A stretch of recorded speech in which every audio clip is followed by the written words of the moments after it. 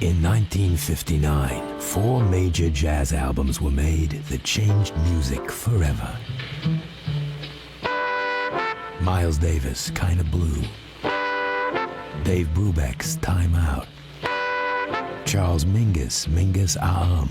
And Ornette Coleman's The Shape of Jazz to Come.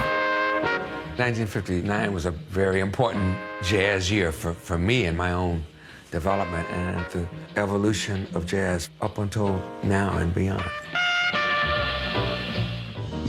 It was a year that saw the biggest-selling jazz album and single of all time. Time Out was going where I envisioned jazz should go. I said, boy, this is fine. This is gonna work. Jazz was pushed to new heights of innovation, beauty, and groove. You know, the things would swing. Yeah, he'd lift you right out of your seat. It was the end of the Eisenhower era, 2.5 children and the white picket fence. In 1959, jazz is reaching white America in a big way. Oh, why are they so sick and ridiculous? The brainwash and teach you hate. Jazz musicians didn't really join the civil rights movement. The civil rights movement actually joined them. And with Ornette Coleman's The Shape of Jazz to Come, 1959 saw the birth of a whole new free jazz movement. When you talk about somebody speaking through their instrument, like actually hear it as a human, that's Ornette. He changed everything. 1959 was a phenomenon. It was on another level. That's all you can say.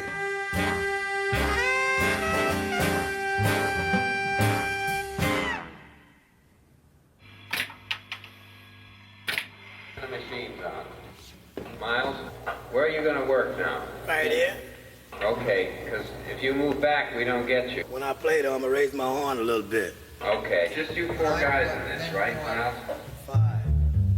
Ready?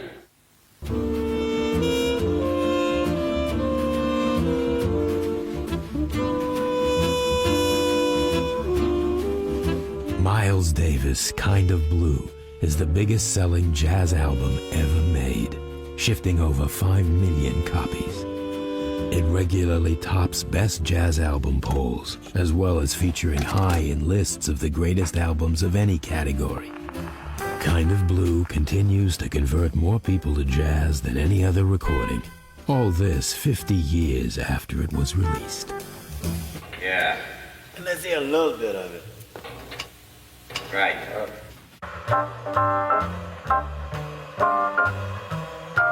When they walked into the studio, they did not see this as their ultimate statement. They did not see this as the birth of a classic.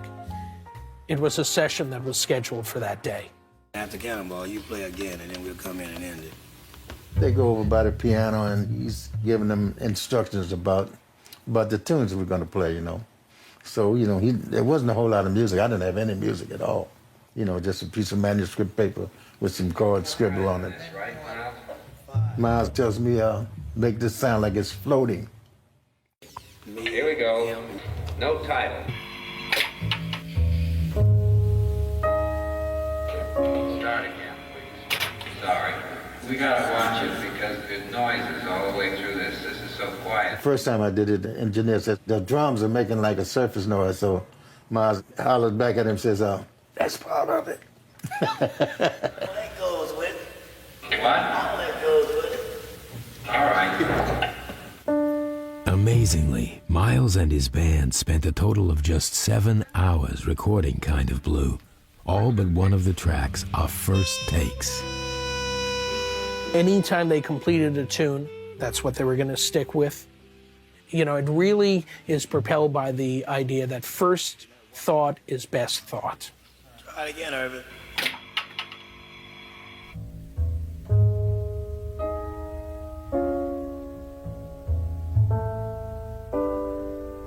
We would be hard-pressed to find any album opener that can compare to the opening of So What. This misty, unclear idea of where is the music going, where are we?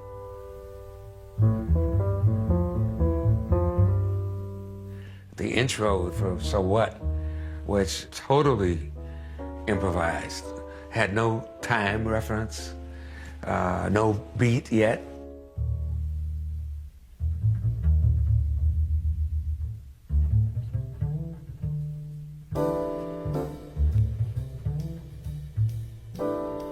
And it's the piano and the bass sort of having this little conversation, and out of this musical cloud comes the riff, the grand riff, the one that says, so what?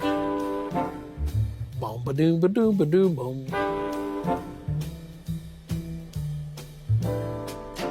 And then just when the energy is sort of like getting to the point where it needs to be kicked up a notch, Jimmy Cobb comes in with this incredible cymbal crash.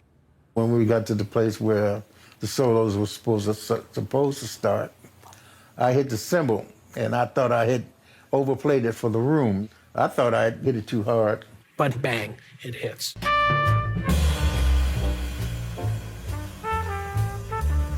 You know, you can't plan on stuff like that happening. Miles' solo kicks off. So simple, almost like a whispered confession, by someone very intimate to you.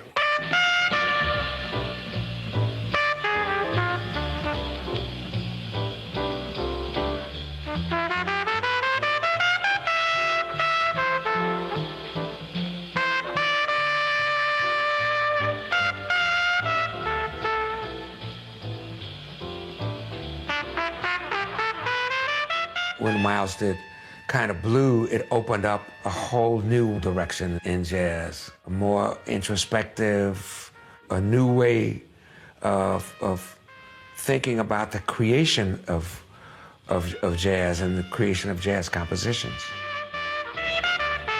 Part of Kind of Blue's enormous influence on music is the legacy of the band members. Many of them went on to become leaders in their own right, like saxophone virtuoso John Coltrane.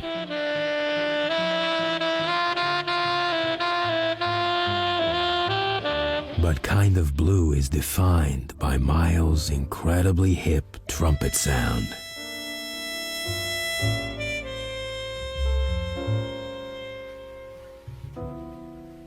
He had this sound that was kind of like haunting kind of voice. It was really individual, very unique, very special.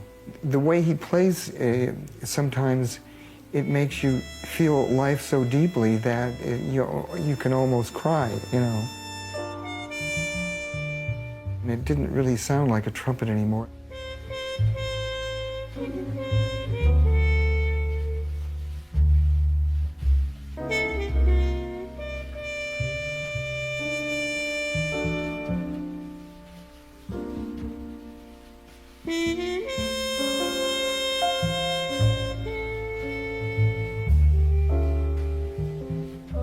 Miles' trumpet technique on Kind of Blue was something he'd painstakingly developed since he'd first hit the scene in the late 1940s.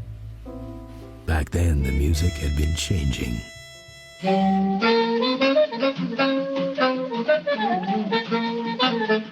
In the 1940s, if you were a player, if you were an instrumentalist who was really starting to, try and make the move, bebop was the music.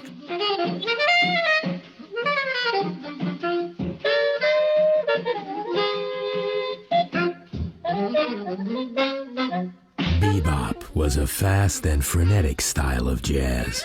It reflected jazz musicians' desire to be accepted as virtuoso artists, masters of their instruments. Bebop's greatest exponent was Charlie Parker.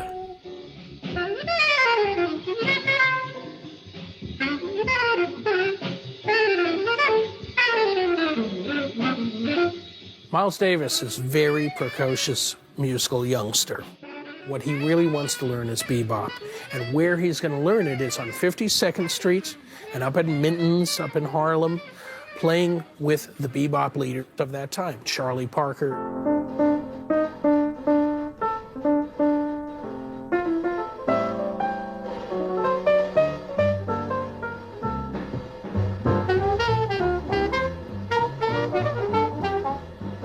Aged only 18, Miles became a member of Charlie Parker's band.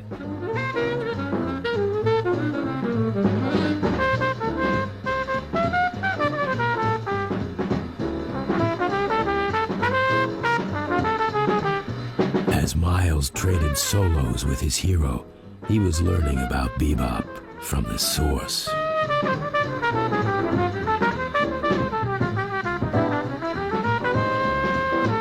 Miles is not going to be a side band for long. Miles, like many of the other musicians of that day, were trying to deal with the language of bebop. Where do we take bebop? Miles said, the music has become cluttered.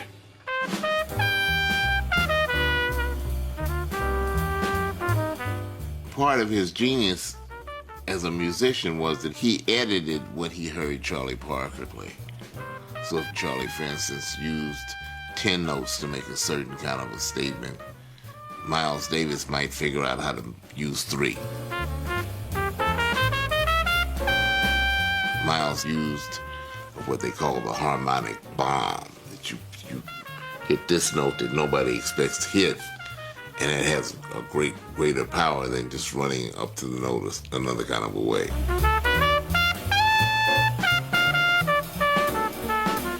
There's a connection, a connective between these 4 artists, Charles Mingus, Dave Brubeck, Miles Davis, and Ornette Coleman, in that they're all dealing with bebop and the continuation of bebop.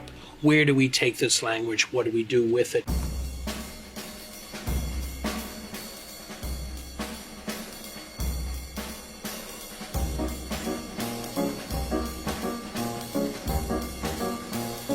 Another direction jazz took in 1959 was the rhythmic experimentation of pianist Dave Brubeck's Time Out.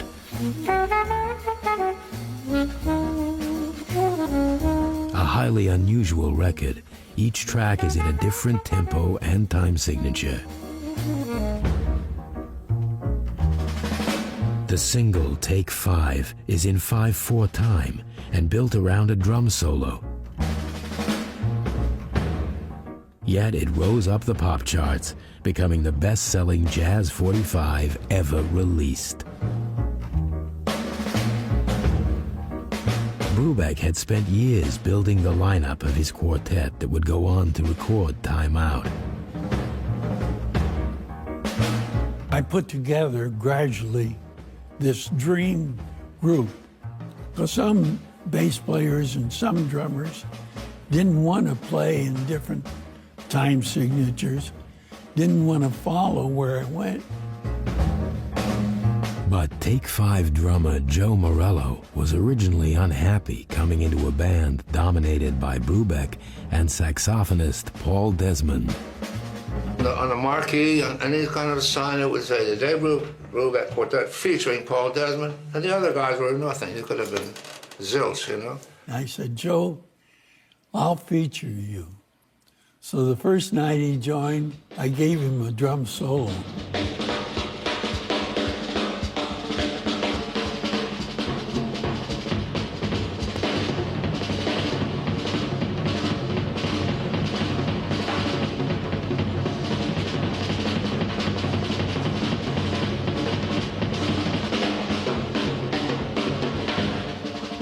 I did the drum solo, and the place went wild, and the people just stood up and clapped and all this nonsense.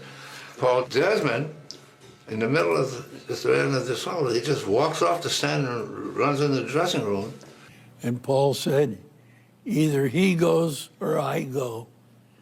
And I said, Paul, he's not going. Which was a shock, you know. He was a star in the group, not Dave, it was Paul. Well, he felt that way anyway. He didn't talk to me for about 5 months, you know.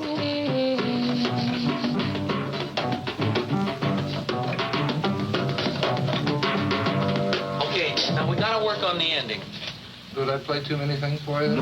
I sat in the crossfire between these two wonderful players, keeping everything going and giving in or not giving in. And that quartet just started making real headway.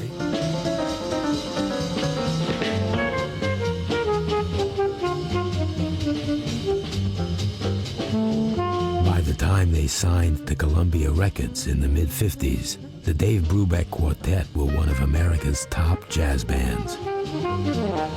His music was easily accessible to the average person.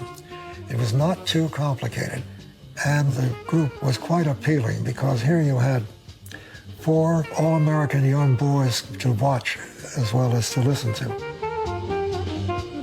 Dave was quite easy to sell to Middle America because he looked like Middle America. He talked like Middle America. He was a nice guy that you're glad your daughter is going out with.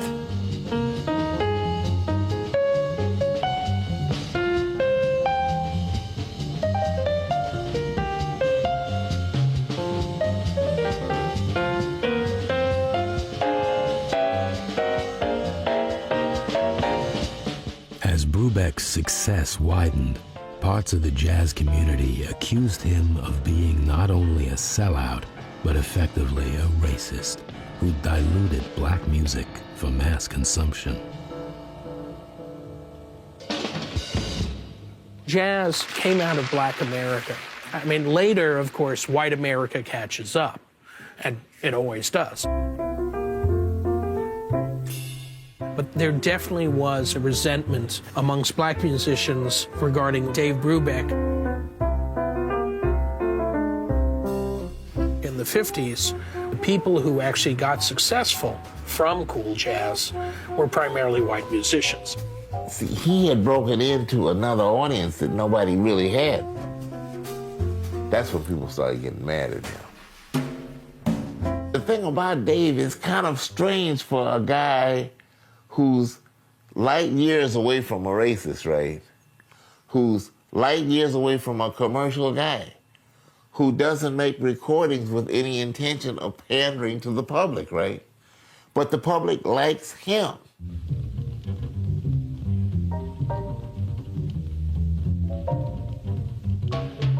Brubeck himself was more concerned with fine-tuning the rhythm section of his quartet and tackling his ideas about where jazz should be headed. And then Eugene Wright joined us, and finally I had this dream group. But the addition of bassist Eugene Wright didn't pass unnoticed when they toured universities in the southern states of America.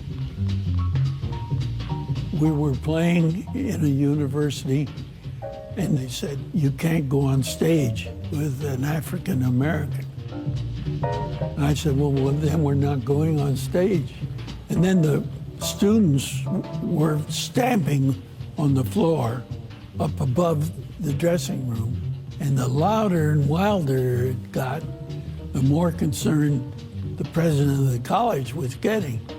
So he told me, you can go on, but you have to put your bass player way in the back where there won't be too noticeable.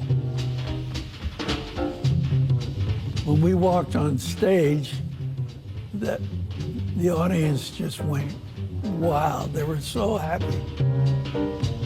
The second tune, I told Eugene, your microphone's broke. Come out here and play your solo and use my speaker's mic in front of the band. Gene didn't know how I was plotting all this. He came out and we tore that place up. Oh, it was so wonderful. Yeah, The classic lineup of the Dave Brubeck Quartet that would go on to record Time Out was now in place.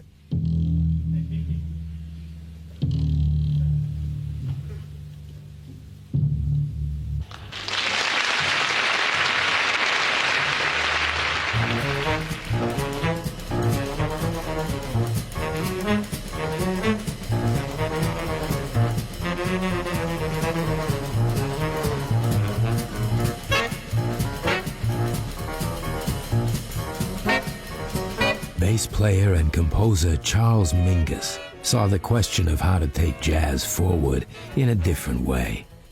Mingus had risen through the ranks, playing in the bands of jazz legends like Louis Armstrong, Duke Ellington, and Charlie Parker. But for the notoriously opinionated and hot-tempered Mingus, jazz wasn't a calendar history of styles so much as an ever-present now.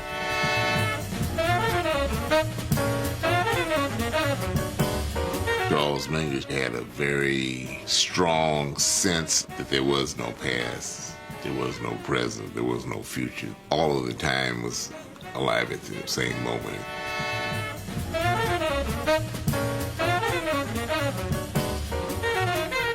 He was a great thinker about music. He didn't buy anything about that, you know, a style lasted from 1920 to 1930. Mingus didn't buy that. His thing was that if it was good then, it's good now. He wanted the freedom to play in, to write in, to encourage his musicians to know how to improvise in every style.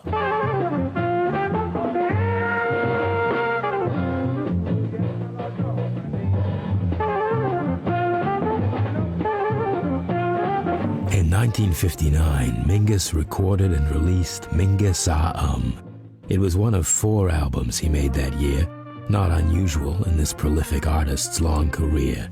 But Mingus was a tightly focused masterwork.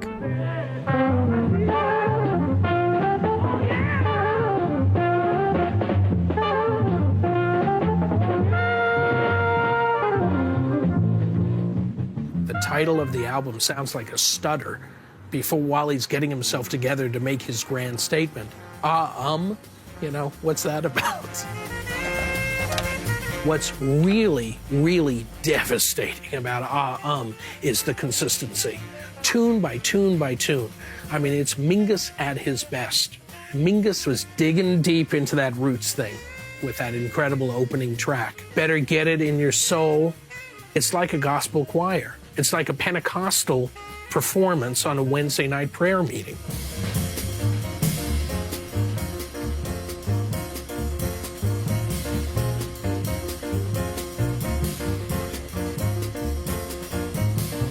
But the incredible magic of it is not just the influences. It's how Mingus works it all together and makes it into its own new thing.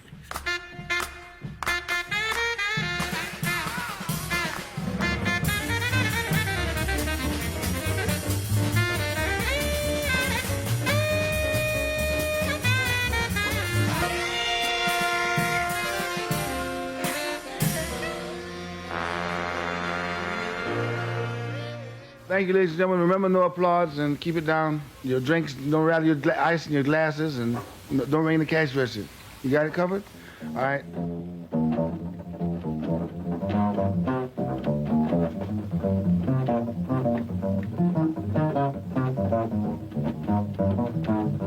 He had these enormous hands, and that made it possible for him to do certain things technically that just other bass players couldn't do.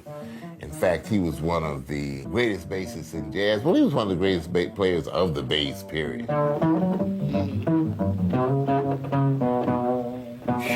I can hear him now.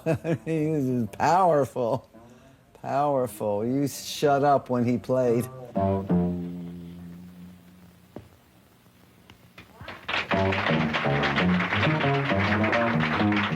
Charlie Mingus was a big man with a big talent and a big temper. And people bugged him in the audience for some reason. Someone did. He got very angry. He took his bass and he smashed it through the light up there and broke it. The light's still there, the Mingus light. That's what it's become.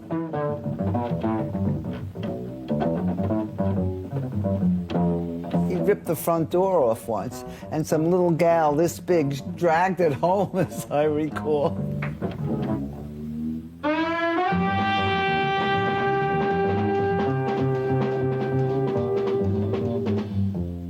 They say a lot of musicians never played better in their life than when they played with Mingus because he was so demanding. And he used everything. He used anger, he used insults, he used flattery, whatever he could use. He would fire musicians and hire them back, 20 minutes later. Nothing was out of bounds. He wanted you to understand his, play his music, and be yourself in it. So often on a nightclub stand, he would stop and say to somebody, you're not playing yourself, you're playing notes. I knew that Mingus was playing in this little club on West 4th Street, and I went into the club. There was an argument on the bandstand, they weren't even playing, and I heard Mingus like yelling at somebody, and it turned out to be the piano player. Mingus put his arm inside the piano, and he grabbed the strings and pulled them out with one fist. I said, man, it's time for me to get out of here. I'd never seen anything like that in my life. Well, I'm gonna shoot it.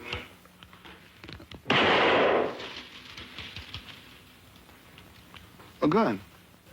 People are always telling me stories I don't want to hear about moments of Charles's volatility or things that took place, and take place they did. And Charles created scenes. He was called jazz's angry man, and he had plenty to be angry about. He had a lot to confront in those days for a man of his sensitivity and his sensibility and his talent, and unrecognized in many places merely because he had the wrong skin color. He wasn't dark enough and he wasn't light enough. He said, well, he called himself a mongrel or a mutt.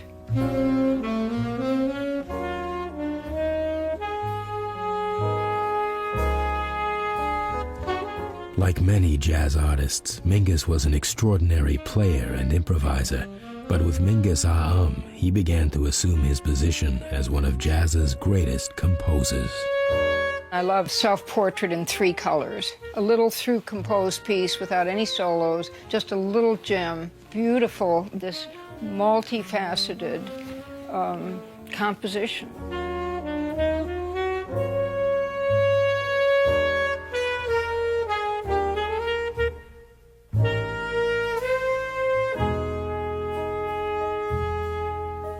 Charles once said that he was, through his music, trying to express who he was.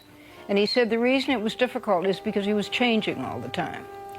But through his music, you hear the fear, you hear the spirituality, the tenderness, the passion. Everything that he was comes out in his music.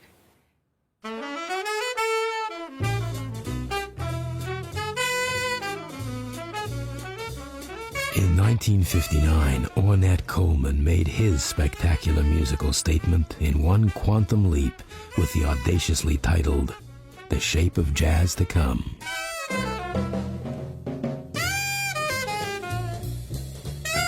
But before he formed his quartet, Coleman, based in Los Angeles, had trouble finding anyone who was interested in his wildly unorthodox music.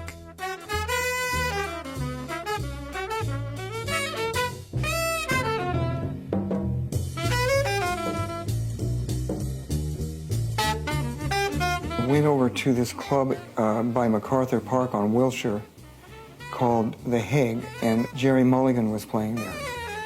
They started their first set, and after they began to play, a guy came in and asked if he could sit in. He got up on the bandstand and proceeded to take out his horn, and the horn was white. It was plastic, I'd never seen a plastic horn before, This guy started to play. It was like, the heavens opened up for me because I saw and I heard something that I'd been feeling.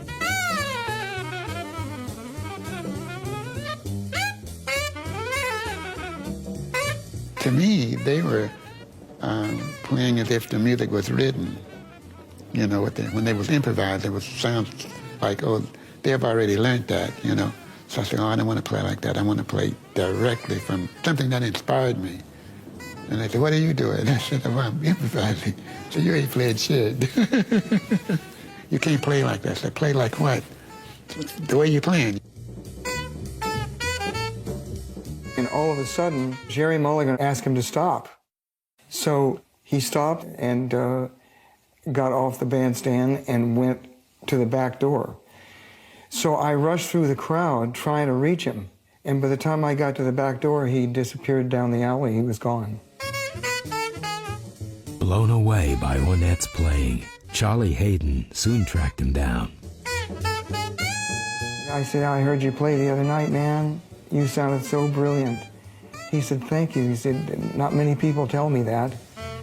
And I said, man, I just wish that we could play music together sometime. And he said, well, what about now? And so we went to his apartment. That's how I met him, and we played and played and played, and we might have stayed in there for 3 or 4 days, I don't know. So that's when the quartet started. They're a bunch of young players who are just starting to break out and whose minds and approaches are still flexible enough that Ornette can work with them.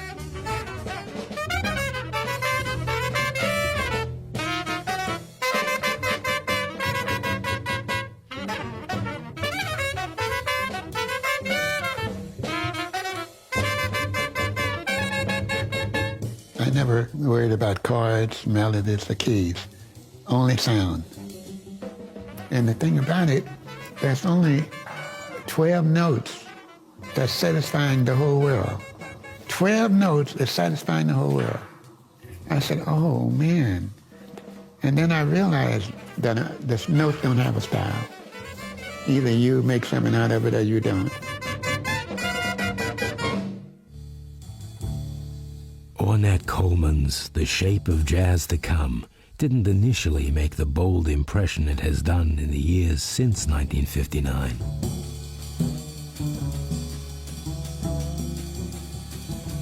First, I didn't know what to make of it. You know, I didn't know which pocket to put it in because I hadn't heard anything quite like that.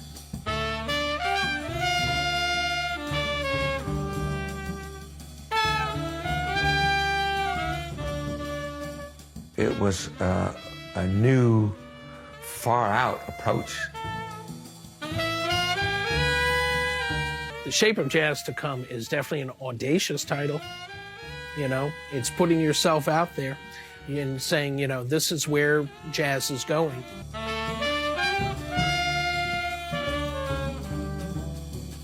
Lonely Woman has been a favorite song of mine and Wilner ever since I heard it when it first came out. It is one of the greatest compositions ever. I mean, combined with the way his quartet and Ornette played it, everything music could be. And not a day goes by where I'm not humming that.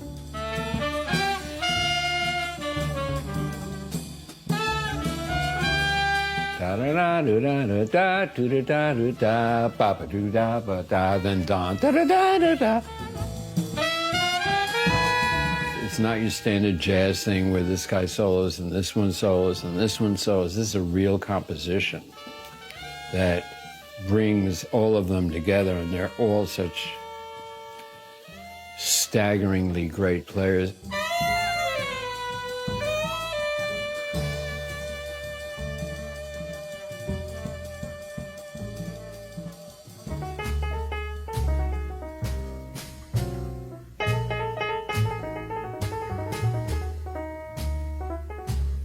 Born from oppression, jazz is at its heart political, and throughout his career, Charles Mingus often integrated his political beliefs with his music. Charles used his bandstand as a soapbox at all times. He spoke out about his beliefs, about racism, about the inequities in society and the record industry, whatever was on his mind, he expressed. The most timely and influential track on Mingus Aham, Fables of Faubus, was no exception. The track spoke of events that took place after the outlawing of segregation 2 years earlier in 1957. President President Eisenhower signing the Civil Rights Bill. It was Monday morning, 8:10. Kids going to school all over the country as the president signs. And in Little Rock at 8:10, Arkansas National Guardsmen under orders of Governor Faubus challenging the law of the land, preventing 9 Negro youngsters from attending the Central High School in Little Rock. There was an attempt to integrate a high school in Little Rock, Arkansas, according to the law, according to the Supreme Court of the United States. Governor Orville Faubus, the governor of Arkansas, would not allow integration.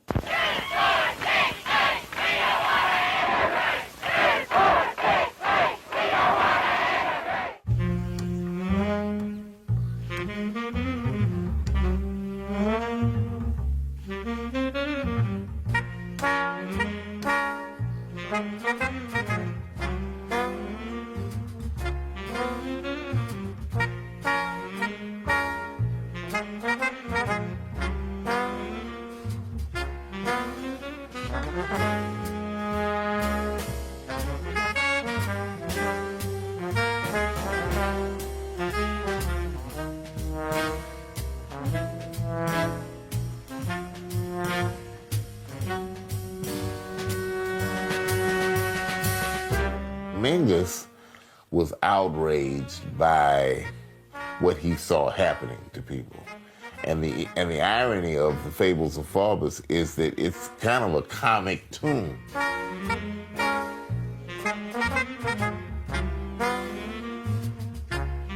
It has a theatrical quality. You know, you're expecting this character that's going to be, well, not very fit for public display. And that's certainly the way that he felt about this white supremacist governor of Arkansas.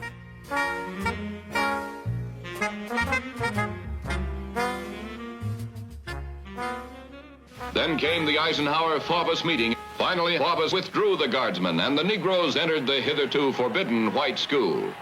A riot started. Confronted with what he called anarchy, the president ordered United States soldiers into Little Rock. The regular Army troops, paratroops, escorted the Negro children to and from school, gave them full protection from the threatening crowd. Charles wrote some smoking lyrics about this, and Columbia Records would not let Charles include these political words on the album. Tell me someone who's ridiculous. And then his drummer would respond, Governor Faubus. And Charles would say, why is he so sick and ridiculous? And Danny would say, 2, 4, 6, 8, brainwash and teach you hate. Ku Klux Klan named me someone who's ridiculous, Danny. Governor Faubus. Oh, why are they so sick and ridiculous? The brainwash and teach you hate. Fables of Faubus, even without the lyric, just the fact that he's using the name Faubus is going to have a very strong message to many of the people who are listening to that album in 1959. Fables of Faubus opened up a lot of the pent-up feelings that we all had as African-American musicians against racism in America. Kind of set the stage for each of our own individual expression of that opposition to racism. 3 words. Yes, we can. Barack Obama may not know it, but jazz is one of the reasons he was elected president. And Charles Mingus and all of these musicians, they helped to create the atmosphere that led to people respecting a person beyond the distinctions of color. In the years leading up to Kind of Blue, Miles Davis had begun to make an impact with his own defiant demands for respect, both as a black man and as an artist. I remember seeing him in Los Angeles at a club. People who turned out were gamblers, pimps, drug dealers, hustling type guys, bragging about who got the most hoes and who got the prettiest hoes, and your hoes should be picked up by the dog catcher, and well, just all that kind of stuff. Now, when Miles Davis came on the bandstand, though, they shut up. They didn't make any noise after he came out there. See, I'd never seen that before. Because these are not the kind of people you can just shut up. And they knew if they got loud and irritated him, he would turn around and leave. And that would be it. He wouldn't come back. Nobody was going to entreat him. Oh, Miles, you won't get paid. I'm not broke. He'd always made his point that when I come in here, I have some kind of artistic goals I'm trying to accomplish, and they do not include you talking while we're playing.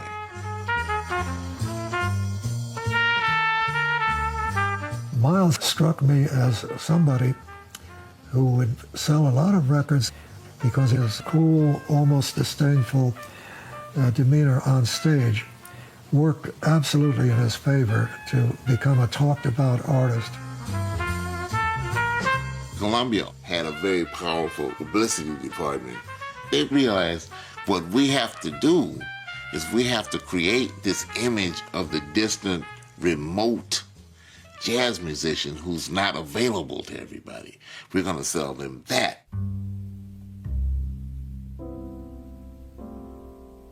And of course, being remote and unavailable just made everyone dig Miles all the more.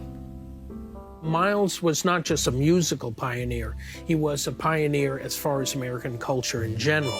You know, he was an important black figure who made it within this American system. He's reaching white America in a big way.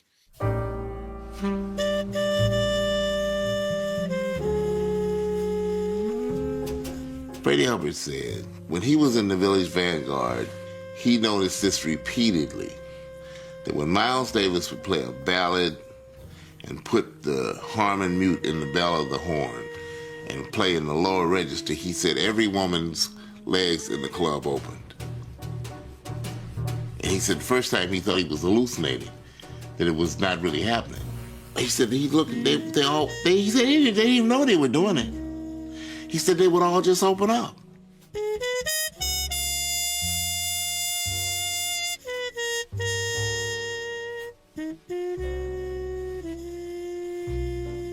He was a dude, man, a dude, but beautiful. So sexy, if you really want to know the truth. He's got a very elegant, low-key sound. You know, the women liked him a lot. Look at all the wives he had.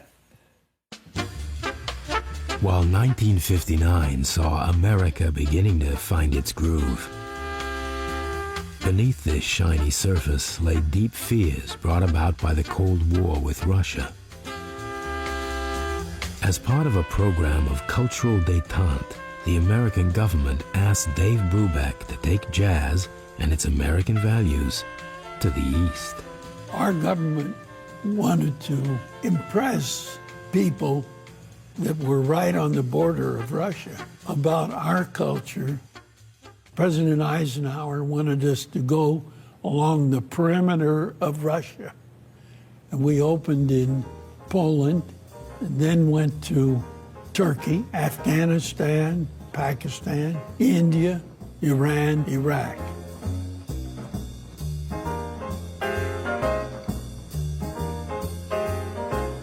We were going to represent our country, and we talked about how difficult it is to go and be the voice of freedom when you don't really have freedom yet, because the old unwritten laws of segregation.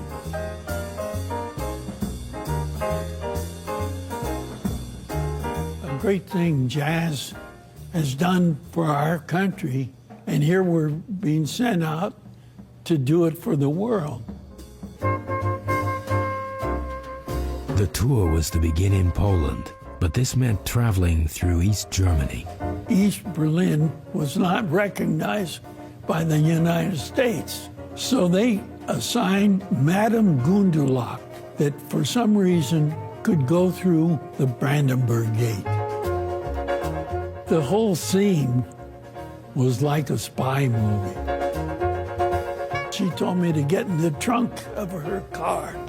I said I won't get in the trunk of her car I'll get in the back seat, and if I get questioned, I'm going to tell them the truth.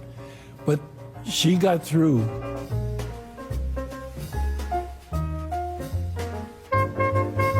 She brought us to a police station, and this man walked into the room and said, "You are Mr. Kulu." And I said, "No, I'm Mr. Brubeck." And he said, "No, you Kulu." Then he pulled out a Polish paper with a picture of me, and the caption said, "Mr. Kulu." And I realized I was Mr. Cool, and that was my name.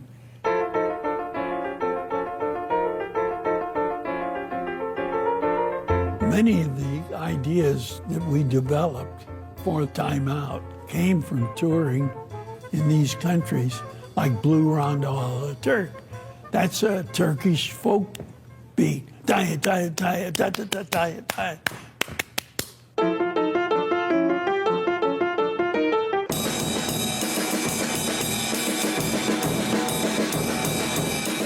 And then it goes into a blues. 4/4, 2.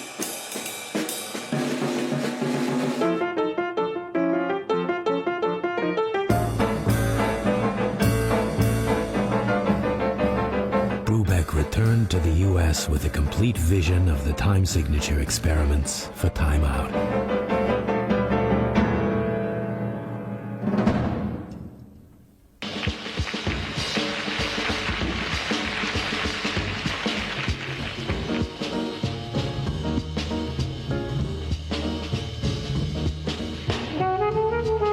For his album of cool rhythmic innovation, Brubeck decided that drummer Joe Morello was to be given a showcase.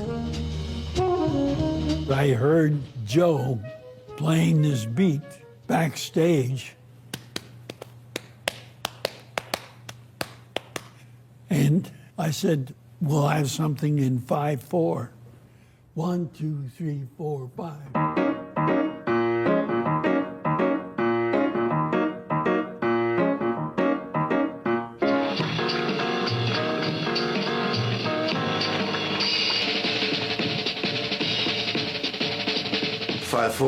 That's right up my alley, man. You know. It's just spontaneous. I was looking for more colors, you know, different textures of sound.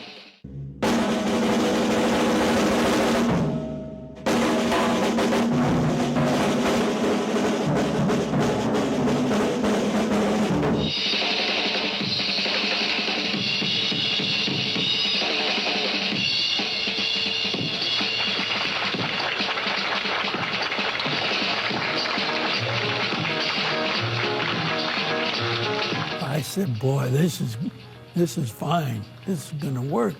Time Out was going where I envisioned jazz should go.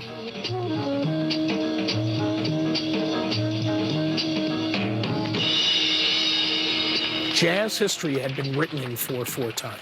And you get Dave Brubeck doing a whole album with the idea of using different time signatures. Columbia told me, "All these crazy time signatures, that'll never sell." But the disc jockeys started playing this. We had a big hit.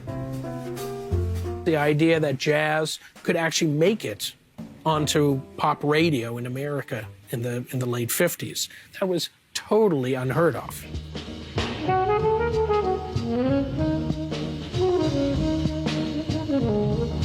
What really works well with Time Out is that it provides an easy introduction for mainstream America to deal with new musical ideas.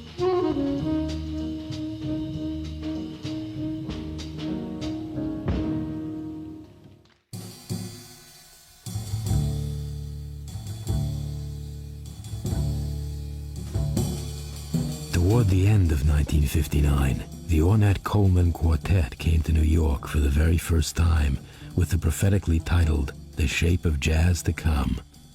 They were all but unknown, but those who were hip to the scene were there to check out the band's New York debut at the 5 Spot.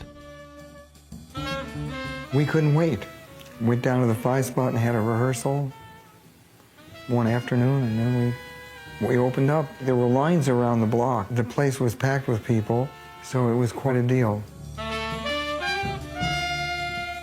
The opening night, they had everybody. Everybody was there, and so he was kind of on auditory trial, so to speak. And we couldn't wait to get to work and play because the music was so great and new and fresh. And that's when The Shape of Jazz to Come is, dropped on the New York jazz scene.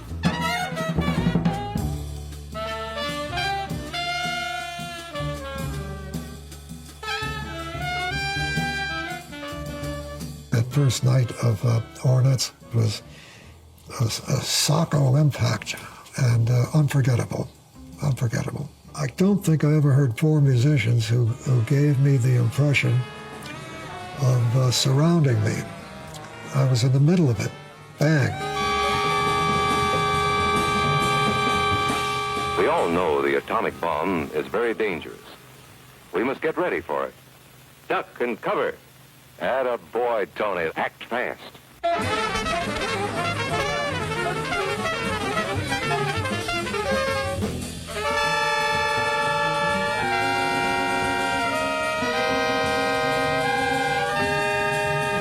Coleman spoke the paranoia that existed in the nuclear age. The reaction that many people had just to this idea that the entire world could be blown up.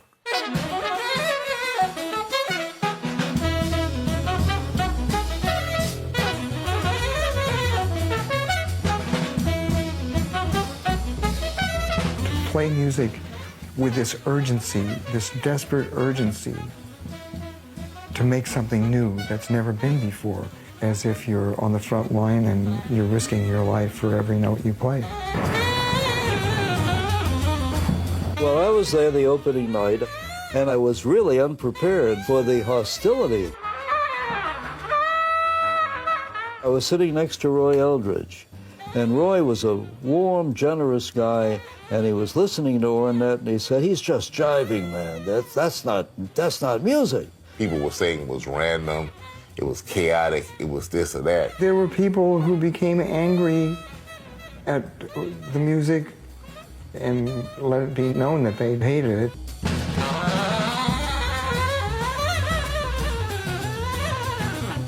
In New York, everything was under suspicion. And I didn't know about being under suspicion. I just thought about picking up my horn, activating the idea that's going through my nervous system. This guy had extreme nerve. See the things that Ornette would play, even today you actually cannot believe that he played them, just the sheer audacity of it. In New York, Ornette Coleman playing his white plastic sax was considered pretty out there, too. It looked kind of funny because, as people said, oh, well, what happened to the candy that was inside it when you bought it? You got a great sound out of this instrument, man. You wouldn't think it was plastic. We'd be playing, and I'd say, oh, my God, I hope this horn don't melt, man. This cat's playing. So it was heavy stuff, you know.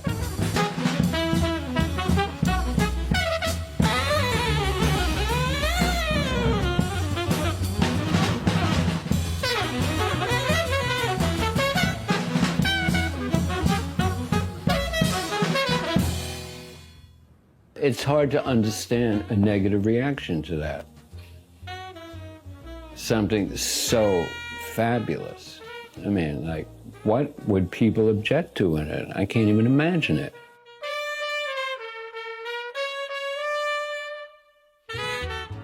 He changed everything. He changed everything. The whole approach, the way of looking at it, the style of it, the sound. He influenced people that don't even know he influenced them, who like think they hated the music. You know, it gets into you because just you can't help it. Maybe that's what upset them so much. I'm not trying to prove anything to anybody. I want to be as human as I can get, believe me. And there's nothing I'm trying to hide. There's nothing I'm trying to climb above. There's nothing I'm trying to destroy.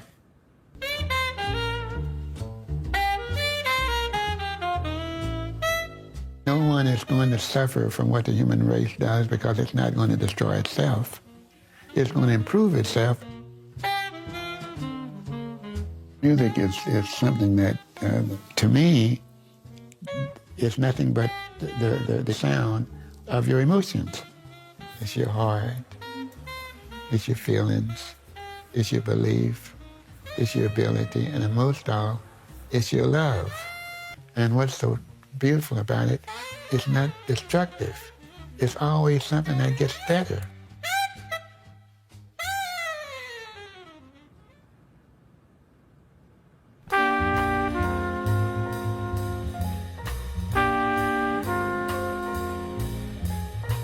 '59 was a really important year in jazz because you had some of the greatest musicians in the world playing a response to what had been played, but was also a response to what could be played. The art was advanced in 1959. Another set of choices were provided for everybody. Miles Davis' Kind of Blue has become jazz's best-selling album, hugely influential from its 1959 release right up until today. Kind of Blue definitely changed music. It just kind of opened up the horizon for jazz expression. Miles would go on to influence the course of jazz many more times. Dave Brubeck still continues to follow his own groove, and Time Out remains a high point of jazz innovation. With Time Out, it finally happened the way we all dreamt of it. It stood the test of time, this one. Charles Mingus, a political as well as musical force, is now recognized as being among the 20th century's most important composers. Mingus remains a prime work by this unpredictable genius. He was sharing his emotions about life. The message he always said to Seidman was, play yourself. And you could extend this to all of us. Play yourself, be who you are. But the record that has most changed jazz in this last half-century is Ornette Coleman's The Shape of Jazz to Come. It came out of nowhere and fired a starting gun on new forms of music. The LP still sounds radical. He's divisive even to this day. Being divisive is a defining element almost to Ornette Coleman's music. The legacy of The Shape of Jazz to Come will be to create no boundaries, to play new music as much as you can, not to be satisfied with the status quo.